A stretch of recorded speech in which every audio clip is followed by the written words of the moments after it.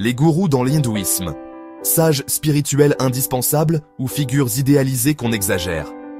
Leur rôle divise, fascine et intrigue. Mais quelle est la vérité derrière leur influence? Ces figures charismatiques sont parfois perçues comme des guides vers l'illumination, mais aussi comme des leaders controversés. Alors, sont-ils vraiment des porteurs de lumière ou simplement des hommes derrière un voile sacré? Dans cette vidéo, nous plongeons au cœur du mystère des gourous, leurs origines, leur rôle, leurs critiques et leur vérité. Préparez-vous à un voyage fascinant et nuancé dans la spiritualité hindoue. Les gourous ne sont pas apparus par hasard. Dans l'hindouisme, tout part des textes sacrés, les Védas.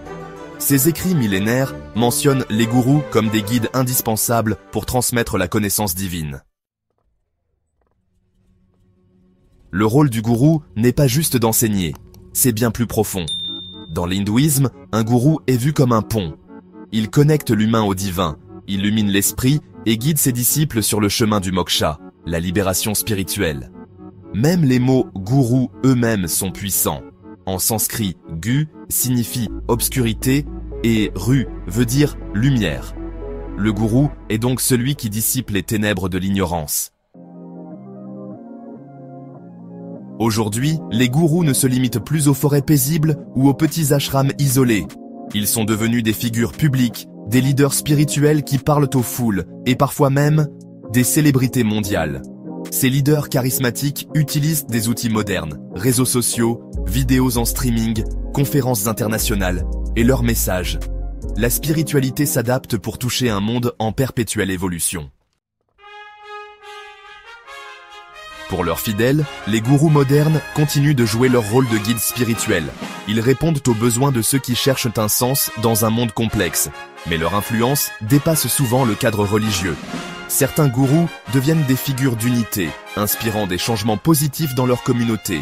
Ils parlent de paix, de bien-être mental et même d'écologie. Si certains voient les gourous comme des guides divins, d'autres les perçoivent sous un jour plus sombre. Accusations d'abus de pouvoir, pratiques financières douteuses. Ces figures spirituelles ne sont pas toujours exemptes de critiques. Les gourous suscitent des débats passionnés. Certains disciples disent avoir trouvé la paix et un sens à leur vie grâce à eux. Mais d'autres dénoncent une commercialisation de la spiritualité, vidant cette quête de son essence pure. Dévotion ou manipulation.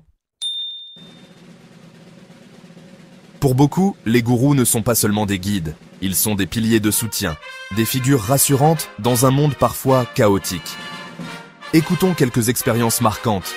J'ai trouvé un réconfort incroyable grâce à ces enseignements. Il m'a appris à calmer mon esprit et à voir les choses sous un autre angle. Ces mots m'ont redonné espoir. Ce n'était pas juste des prières, c'était un chemin pour mieux comprendre ma propre vie. Mais tout le monde ne partage pas cet enthousiasme. Certains se demandent si cette dévotion totale ne masque pas une perte d'autonomie. J'ai suivi un gourou pendant un moment, mais à un certain point, j'ai réalisé que je devais trouver mes propres réponses. Ces perspectives soulignent un point essentiel, le besoin d'équilibre entre admiration et réflexion personnelle. Ces témoignages montrent que chaque expérience est unique. Certains trouvent en leur gourou une source d'inspiration infinie, tandis que d'autres préfèrent de chercher leur propre chemin. Et vous, qu'en pensez-vous? Gourou, guide spirituel ou voie personnelle? Partagez votre avis en commentaire.